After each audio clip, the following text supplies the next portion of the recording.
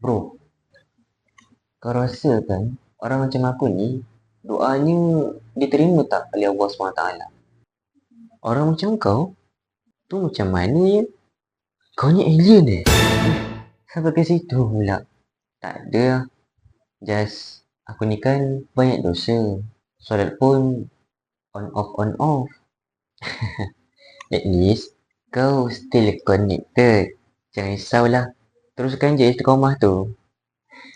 Tapi aku malulah. Aku ni kan banyak dosa. Kau nak tahu tak?